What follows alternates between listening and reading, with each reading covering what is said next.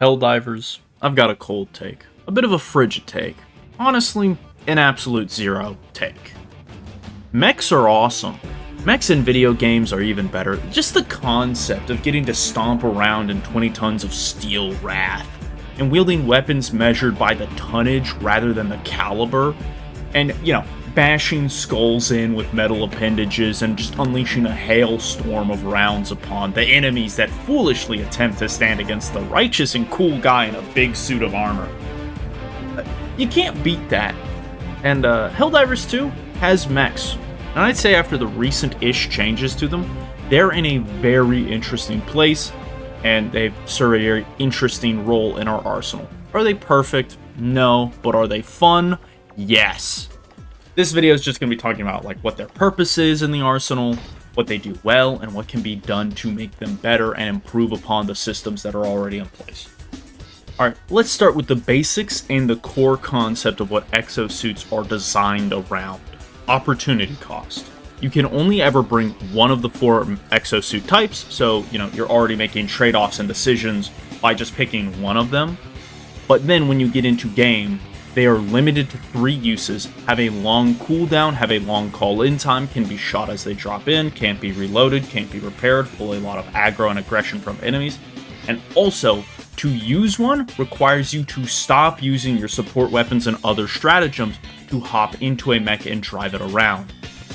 This is a lot of trade-offs, and also makes it very similar to another class of weapons in Helldivers. When I say that, you might be thinking I'm talking about other vehicles like FRVs or Bastions, but I'm not. I'm talking about expendable weapons. You what? Alright, hear me out. Okay. Expendable weapons can't be reloaded, you have to wait for them to drop in, require you to put down your support weapon to use. They can all have relatively long cooldowns for how long they last. I'm thinking of the Leveler and Napalm expendables. Both of those have a 2-minute cooldown when you can use all of their uses in about 2.5 seconds. And if you get overrun while calling one in, you can lose a usage to the middle of a crowd, and you've just lost your support weapon. So they are also designed around sort of opportunity cost and, having to think about calling it in, and, there's decisions to be made on when is the best time to call in an expendable weapon. And expendable weapons, despite all of this, are still a great way to accent builds that might be missing out on some key component like anti-tank or horde clear or area denial or anti-super heavy firepower. And they're a great way to provide weapons to teammates that have just dropped in and stuff like that. They're very flexible. You can also make builds based around expendable weapons if you bring 3 to 4 of them and a backpack, and you just go nuts dropping in weapons every 40-ish seconds. Mechs are fundamentally the same. They are expendable weapons with a ton of additional downsides, but also with a ton of additional firepower that they bring to the field, and they serve as a way to accent your build and make it better at doing one particular thing that normally it wouldn't have access to. It's an add-on, not the main part of your build. And that puts them in a very interesting place, and it is a very fun family of stratagems that each have their own uses. But despite each individual exosuit's differences, they still share some traits. First off, just because mechs are expendable doesn't mean you should be wasteful with them. They have a long cooldown and limited uses, so staying alive, picking optimal targets, and conserving ammo are the 3 key things to get the most out of any exosuit drop. So how do you survive and conserve ammo when this thing draws aggro like few other things in the game, and you're going to be fighting every single patrol you meet within 200 meters? Simply put, it comes down to footwork. Literally. Mechs walking into enemies deals a decent amount of damage to lighter enemies and can kill most chaff units like voteless scavengers and bot troopers in half a second. And with the changes to armor and AP values, and also the change that losing both of your legs doesn't cause your exosuit to blow up anymore, chaff enemies aren't a real threat to exosuits, and most of them just die on contact. My advice about how to deal with these guys is just don't waste ammo on them, walk over them, and focus on more important targets. However, if they are bunched up or are going to attack your teammates, just use some ammo and show them what the military-industrial complex is capable of. When it comes to more elite enemies, this is where you're going to want to start using your ammo, as playing footsies with them is not going to cut it. However, elite enemies are not all equally as threatening to your mech, so you'll have to learn target prioritization. Let's do a few test questions to make sure you understand the concept of target prioritization. There are 2 alpha commanders. One is right next to you, one is far away. Which one of these alpha commanders do you kill?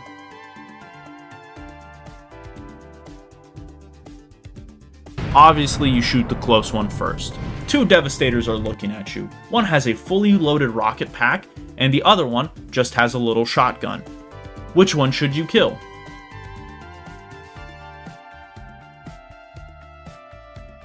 The rocket one, of course. Between a flesh mob charging at you and an overseer slowly shooting at you, which is the better target to take down? That's right, kill the flesh mob because it will do more damage faster.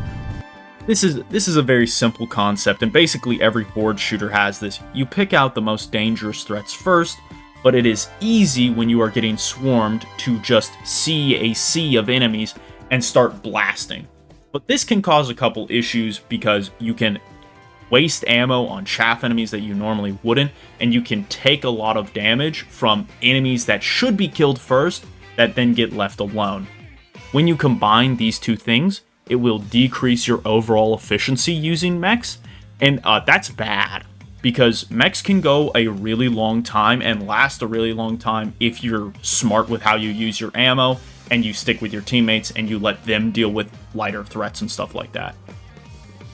Now, the real threats to any exosuit aren't elite or chaff enemies, it's the big guys. We're talking like Hulks, Chargers, Bile Titans, Leviathans. Anything that can do a sizable amount of damage very quickly goes to the top of your target prioritization list, and you have to figure out a way to either kill them outright or slow them down and stop incoming damage in some way. Now, the reason why I say sometimes you can't kill them outright is these heavy enemies are also very durable, and sometimes you won't be in a position to kill them. They can be out of your effective range or actively turning away from you, hiding their weak point, or your gun can be reloading, or there's a bunch of terrain in the way. Sometimes you have to focus on delaying the threat rather than outright removing it. This can come in the form of staggering an enemy from like not charging you, to, removing a weapon if you can, and like disabling like the gun on the top of a factory strider is a great way to save yourself a headache. And if you're in a position to kill these things, you kill them as quickly as you can. But again, sometimes you won't be in that position, so it's important to try and minimize the threat that they will pose to you in the future. And minimizing incoming damage and using terrain and mobility to dodge the stuff that would rip your armor apart is going to be the main skill that you have to learn to save your mech suits. And it will be the most useful skill that you develop as you play the game more and more. Also, an important rule of thumb with basically every exosuit: you can deal damage faster than any individual enemy if you are well positioned for your mech suit. Finding good ground to fight on where you limit the pressure enemies can put on you and maximize the pressure you can exert is key to getting everything you can out of these suits. Also, mechs are able to take a pretty sizable hit, so if the situation calls for it, you can charge in and just start brawling and draw fire so your team can either, get away or more effectively target enemies. You sometimes do just have to take stuff on the chin, and that's okay.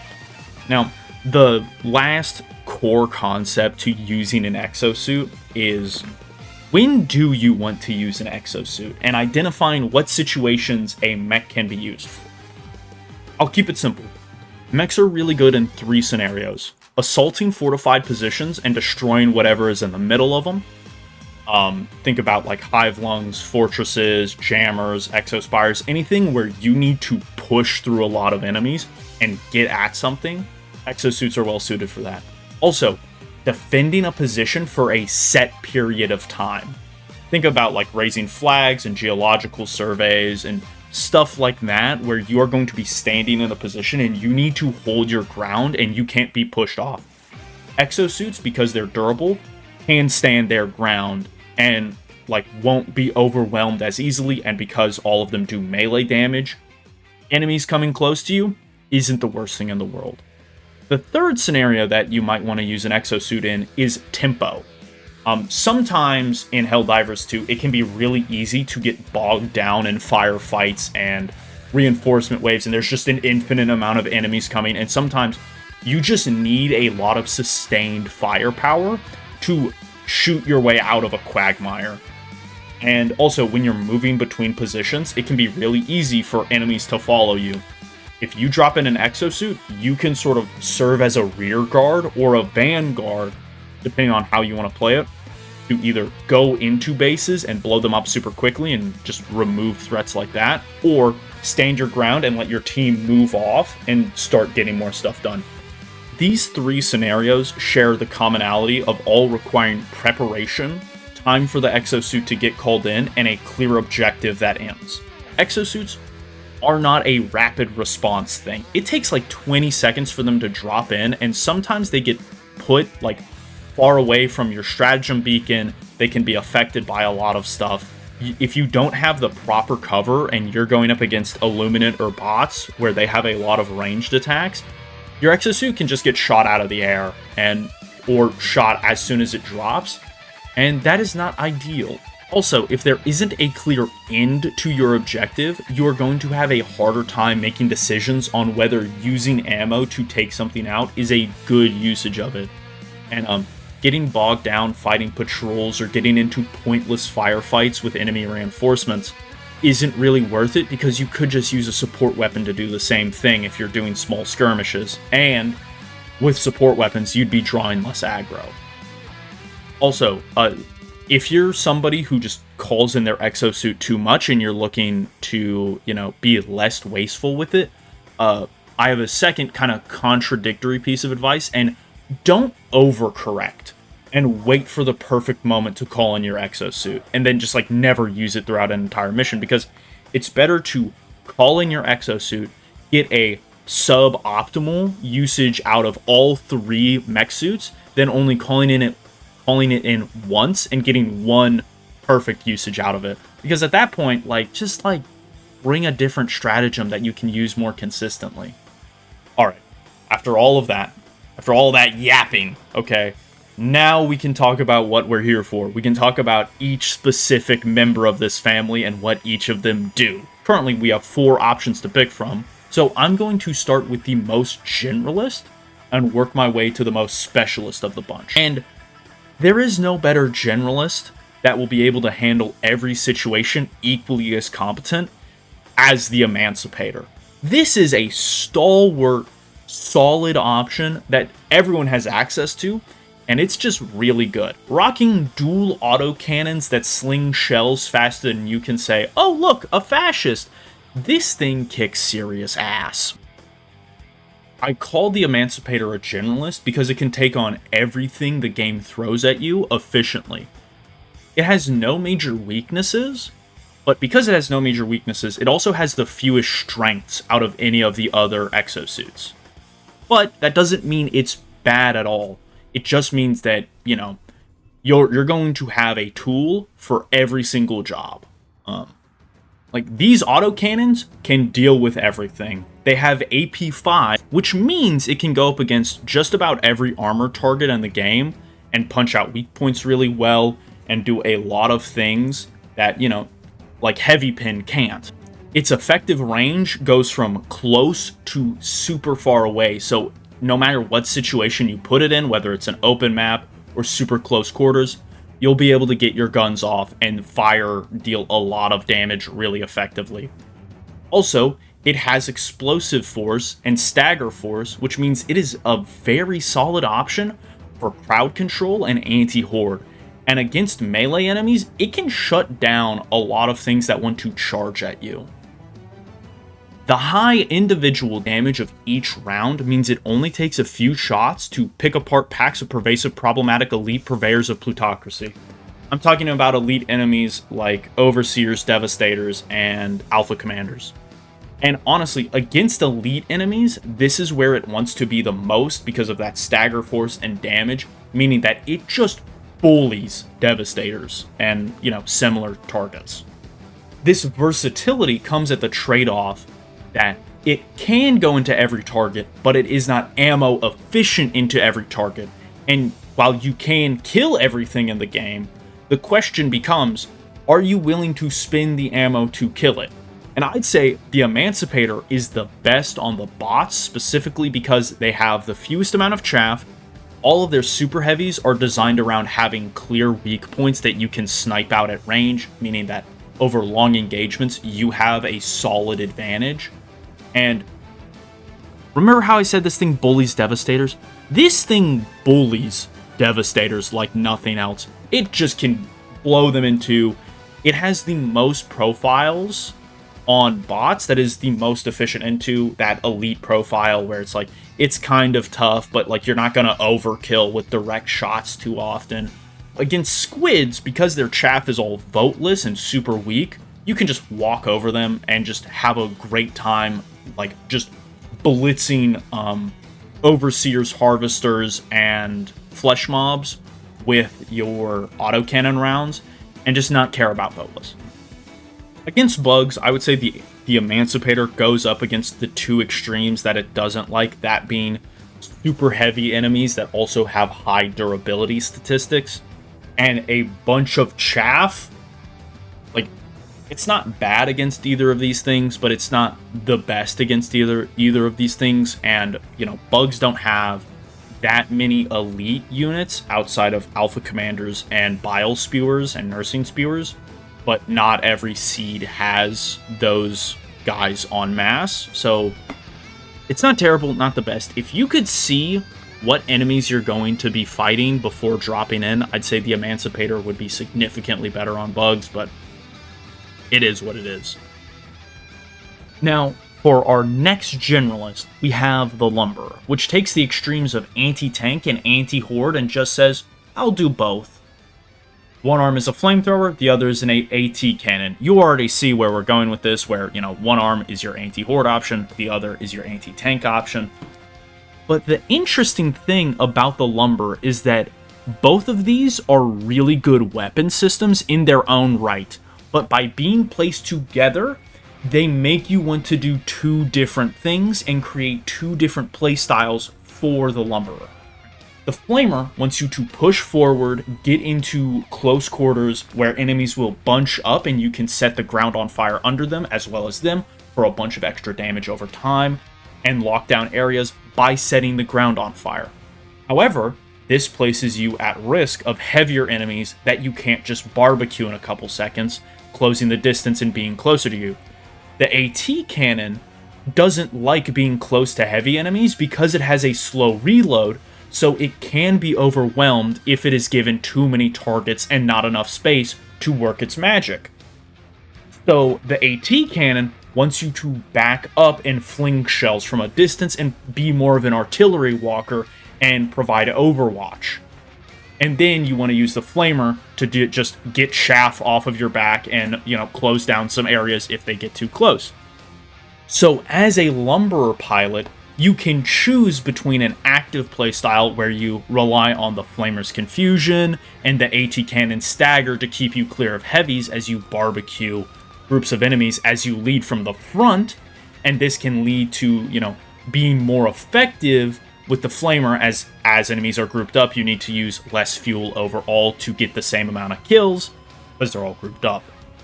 Alternatively, you can have a more passive long-ranged playstyle by using AT rounds to knock down enemy armor and just use the Flamer as a personal defense option while your teammates close the distance, get in there with their own tools, and, can wreak havoc.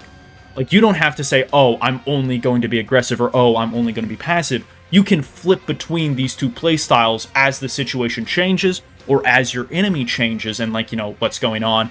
If there's an enemy drop that's going on right in front of you, just get in there with the Flamer, charge down the hill, give them hell. But if enemies are far away, then you might want to rely on the AT cannon and be a little more passive.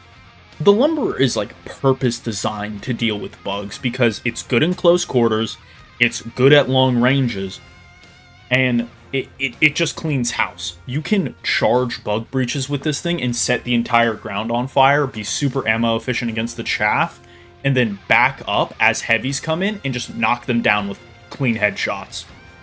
And also, because the Flamer has a confusion effect, you don't need the AT cannon to kill chargers. It's just the quickest way to kill chargers.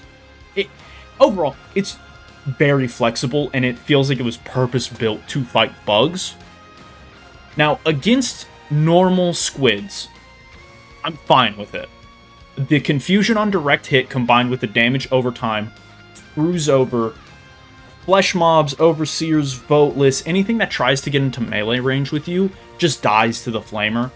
The part that I'm a little more hesitant on is the AT cannon, because it's less ammo efficient into harvesters than I would like, because you have to spend a couple rounds to knock down the shield, and then you have to aim a shot to knock down the leg and get that final kill shot.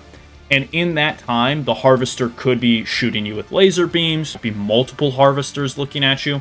I'm fine with it. I think it's an okay pick here. It's just not my favorite. And now, I think I know what you expect me to say. You expect me to say that against bots, this thing is terrible because the Flamer has limited range, and that's so detrimental against the ranged faction, and that I prefer it against, you know, all this other... Actually, I like the Lumberer on bots. I think the Lumberer on bots is a very weird pick, but a very fun one. Let's just start with the AT rounds. They have so many prime targets.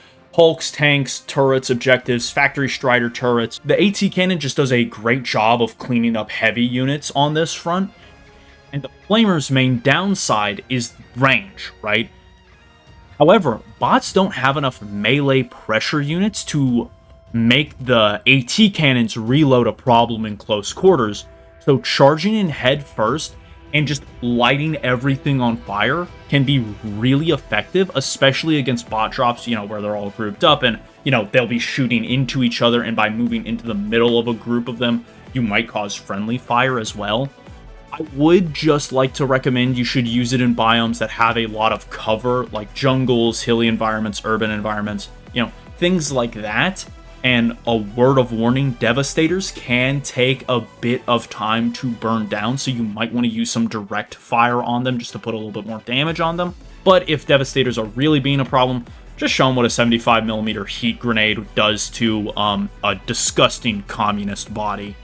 Great overall mech design. I love to see it. On to our next generalist. We have the Patriot. You know what? Okay. I think it is fitting, because the Patriot was the first exosuit to ever come out, that we talk about it last. I'll get back to it. But let's just move on to the most specialized of all of our suits. The Breakthrough is weird. It is so weird that it takes everything I've said about mechs and just throws it out the window. Limited ammo? No, you can ride around in this thing for most of a mission because it has infinite ammo with its shield bash.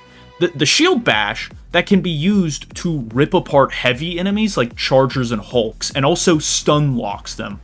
And if you're going up against really heavy enemies like Bile Titans that are a little bit too big, that, you know, you might have a little bit of trouble, you know, bashing in their heads with, you can just mag dump them with the flak cannon on your other arm and they die.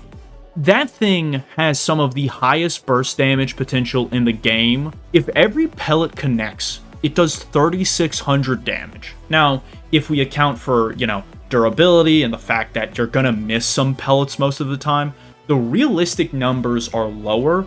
It is still ridiculous. You can consistently 2-tap flesh mobs with the flak gun. The shield bash is not only good at anti-tank, it also kills every single chaff enemy in one hit, and elites do not take more than 2. And also, you get some really funny ragdolls, and you get some really funny effects of, like, you know, enemy bodies sticking in your shield, and they go flying and stuff. It's just a ton of fun to use. It's ammo efficient. It's really durable because, you know, it has a shield that takes a bunch of hits. All of this upside comes at the downside of it being super short ranged, and you have to close the distance with the enemy to get any real damage done.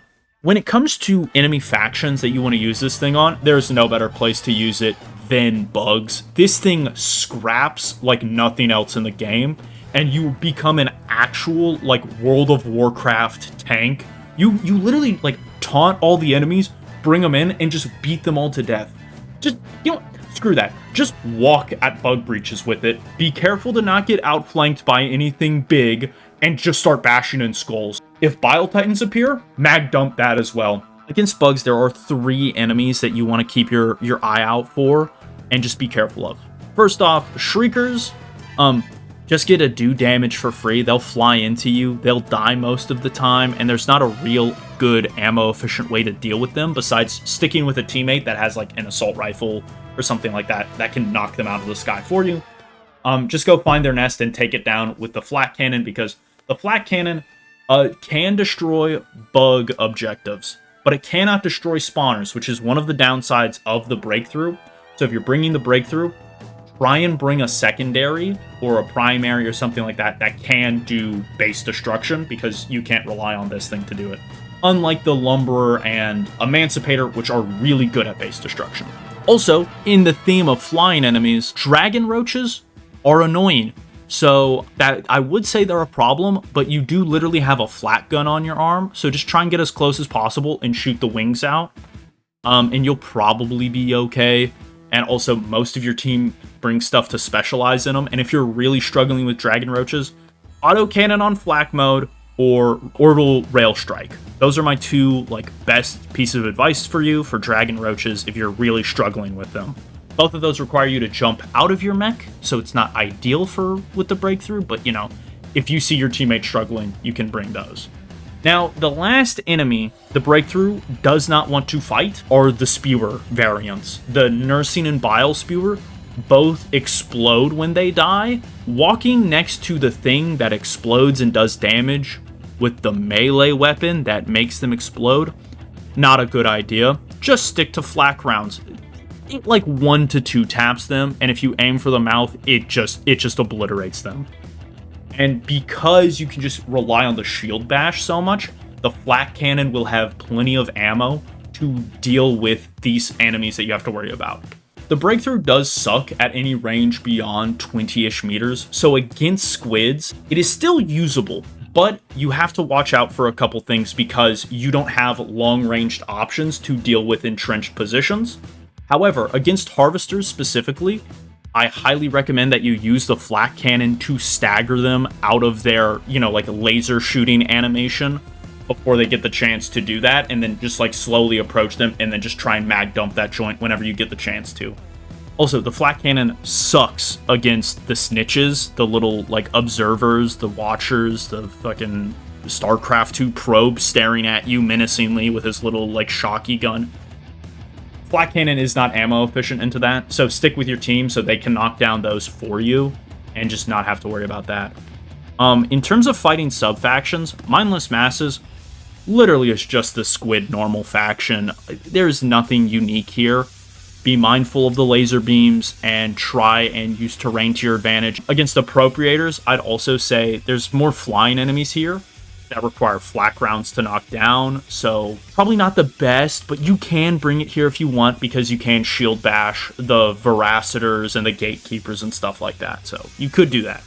And against the new Vote Snatchers, I actually love this thing so much.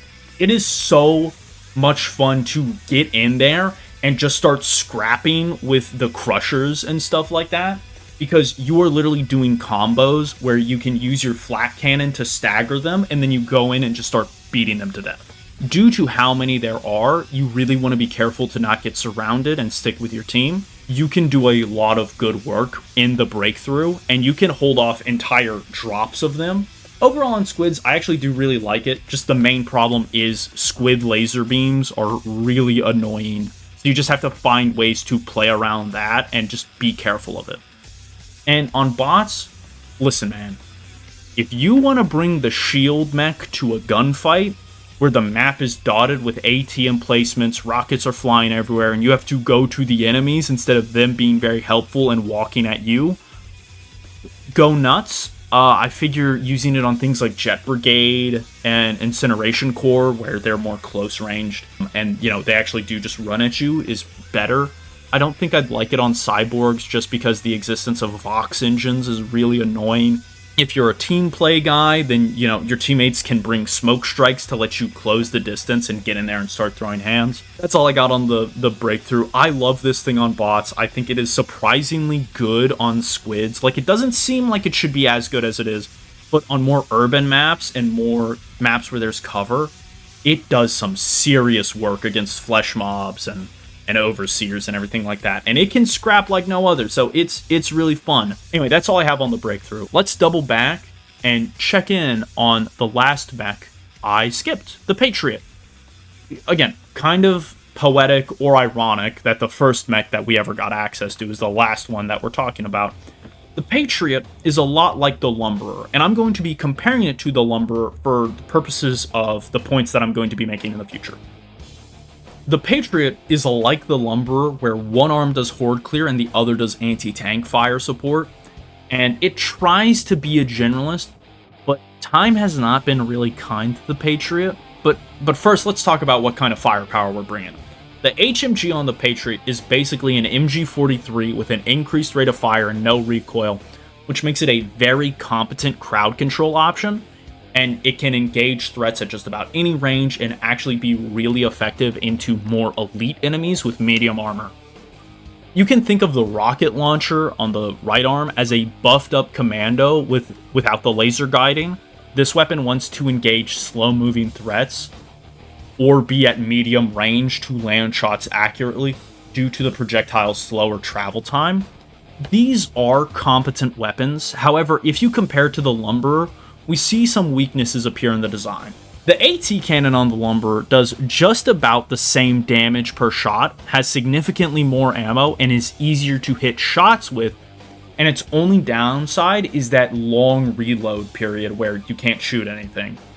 The Flamer sacrifices range for being more ammo efficient, being able to blind and confuse enemies on direct hit. It has heavy pin, so it can punch up into heavier targets. It can set the ground on fire and hit multiple enemies at once, and requires less aim, and just generally is better against ground-based threats because you can spray an area and be confident it'll get everybody, whereas with the Patriot, you have to go individual guy by individual guy and sort of like knock each one down individually instead of just ripping through a crowd because you don't have any damage over time. And this can lead to you overkilling stuff with the Gatling cannon. I want to make this clear. The Patriot isn't completely outclassed in every situation when compared to the Lumberer, but it comes down to what type of enemy you are fighting. On bugs, I would much rather have the Lumberer every day of the week because fire is just so effective against them, and the AT cannon getting more shots just makes it better at base destruction while maintaining that role of anti-tank perfectly fine. And even if you want to argue that the AT cannon is less effective than the rocket launcher and the Patriot, you still have to consider that the Flamer also does anti-tank damage, which is not an argument that can be really made of the Gatling cannon. So I would just say that the Lumberer is more effective on bugs. Now, when it comes to bringing the Patriot on bots, I personally think that it gets kind of outclassed by both the Lumberer and the Emancipator here. The Emancipator is just good into everything on the bots, and the Lumberer has all of the anti-tank firepower that it needs. And again, the Flamethrower does heavy pin, so it just goes through everything, whereas the Patriot's Gatling cannon won't be effective into heavies on this front, and also requires you to aim for weak points, which can be kind of difficult with the mechs because you can't ever go into first-person mode and land precise shots, which can be annoying. And also against shield devastators, I'd much rather have the Flamer or an auto cannon as opposed to the Gatling gun. However, where the Patriot finds its footing is on the squids. The presence of light flying enemies makes the precision fire of the HMG more valuable than the Flamer. The Patriot can also handle harvesters better at long ranges when compared to the Lumberer, by using the HMG to knock down shields, and then you fire one rocket to blow out the leg joint. And also, I mean, if you don't even want to use your rockets on harvesters, that's pretty understandable. You can just use the HMG to knock out the leg. And also, the Patriot is surprisingly effective against flesh mobs, with only 2 rockets being required to take down a flesh mob, or 1 rocket and a little bit of Gatling ammo.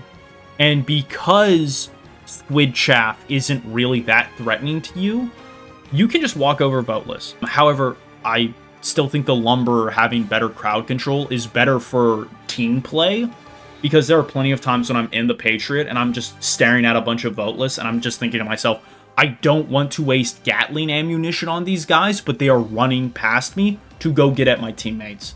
And that can be a little bit of a problem if you're in a team play environment, but if you're a solo diver or if you go off on your own, it's not that much of a problem. And when we talk about Overseers, they get absolutely ripped apart by the souped up MG43 on this thing. Now, when it comes to the Patriot's overall role, I think it being exclusively really good on squids isn't what we want from it. You could say we should give the Patriot more ammo or damage buffs or something like that to bring it more in line with the other mech suits.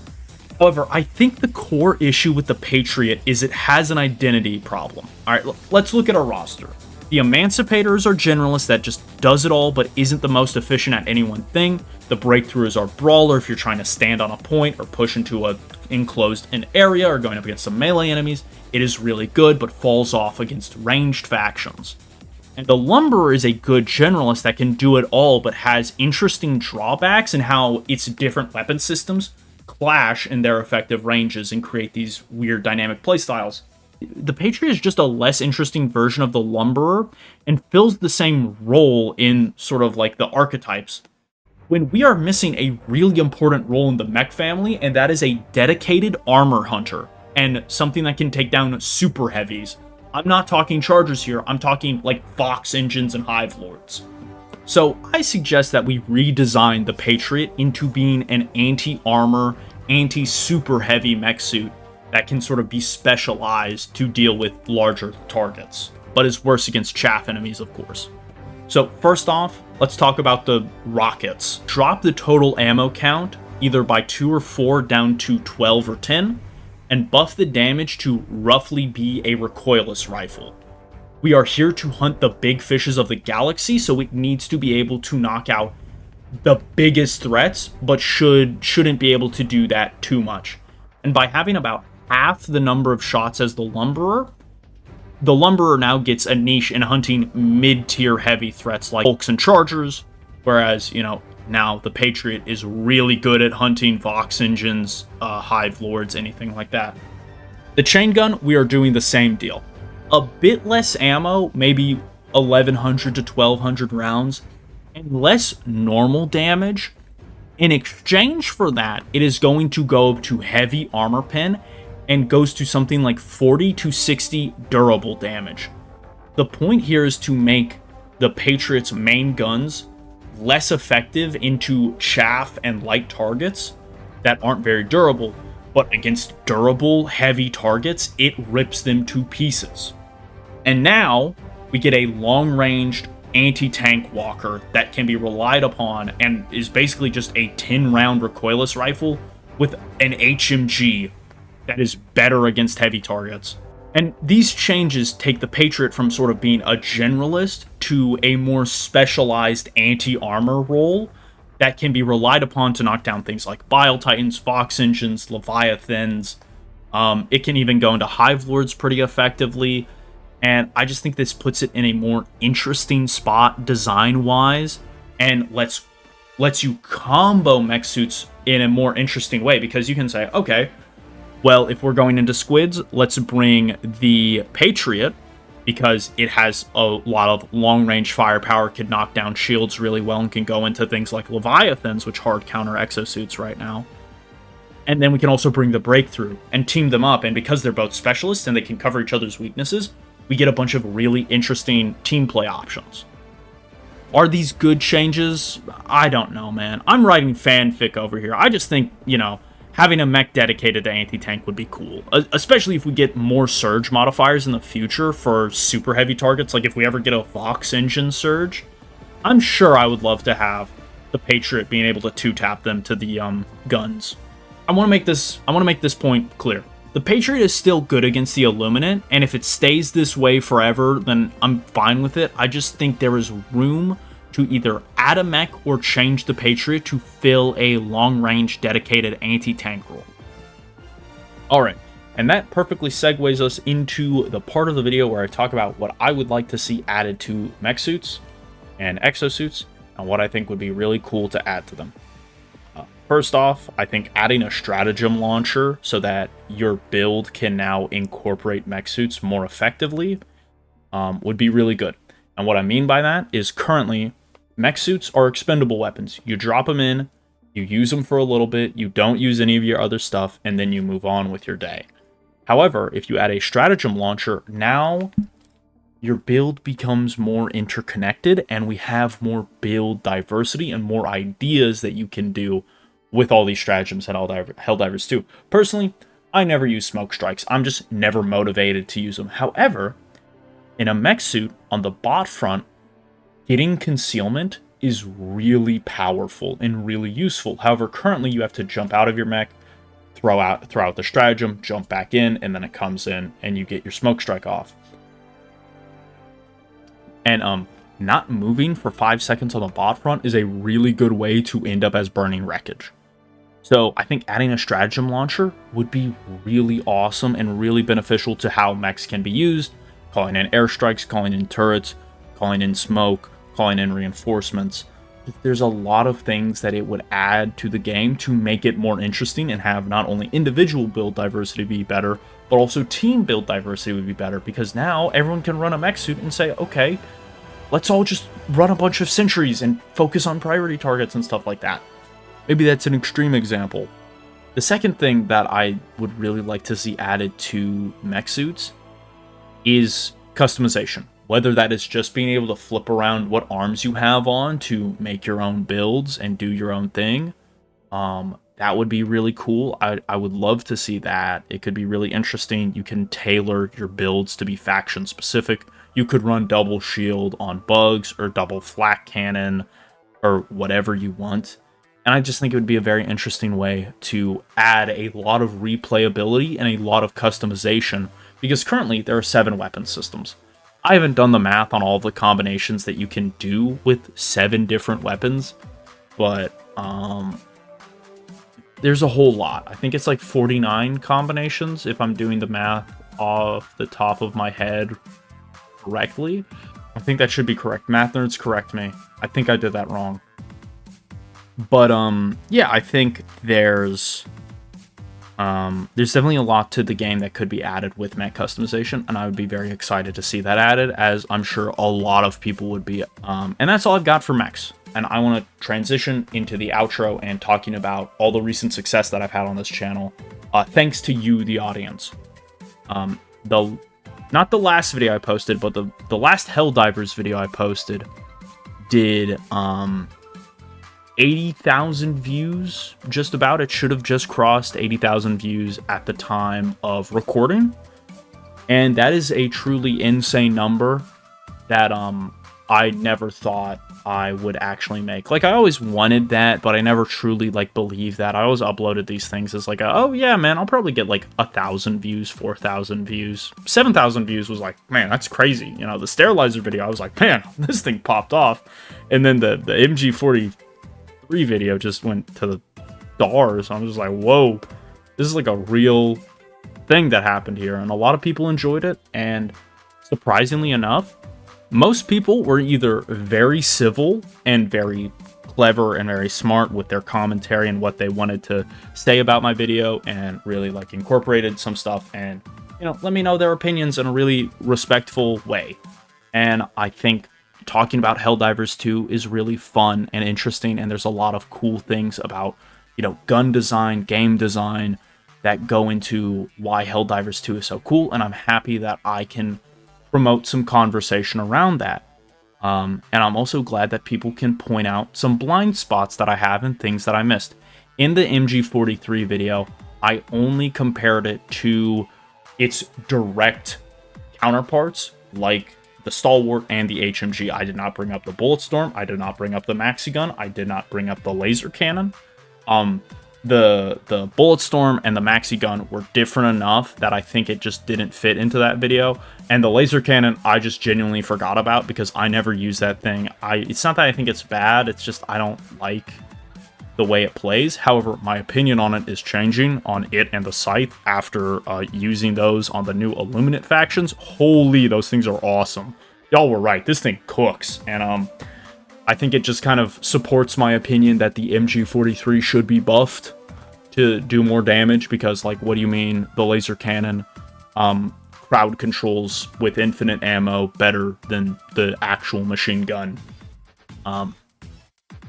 But like, that's just one thing that I'm talking about the community, right? That's like an example of people being really respectful. And there were a couple people who told me, hey man, you should check your meds. There was, I think, one guy who's like a Czech dude, and I think it's really funny. I'm sorry for doxing you, random Czech man. I think he had a Pokemon profile picture as well.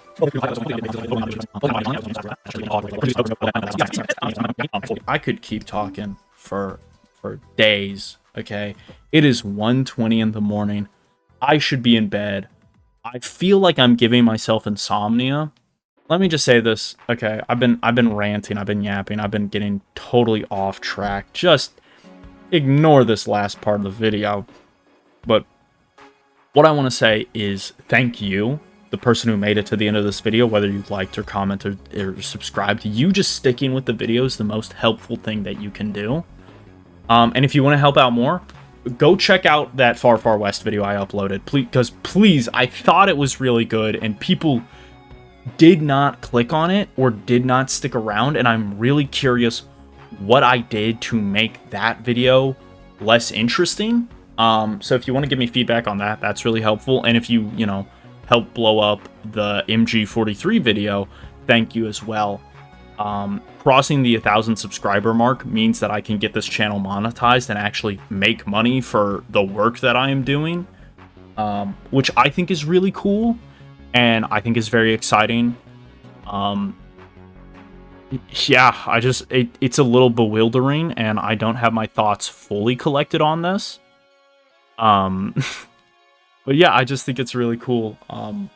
More is on the way, so, expect to see me again sometime in the near future. I'm probably going to make a video either about the belt-fed weapons, like the belt-fed grenade launcher, the maxi gun, and the cremator, or portable hell bomb. That is going to be a much shorter video because I can be much more concise about the portable hell bomb and that. Also, melee weapons. I've got a very interesting idea for what I want to do with the melee weapons video, but he's got to get back to me on that, so we'll see. And I hope you all have a lovely rest of your day. I hope you can, sleep at night after that cryptic ending about, ooh, melee weapons. What's he gonna do about melee weapons? And yeah, that's all I got. Everyone else, have a nice day. And, I hope we can, yap more in the comments.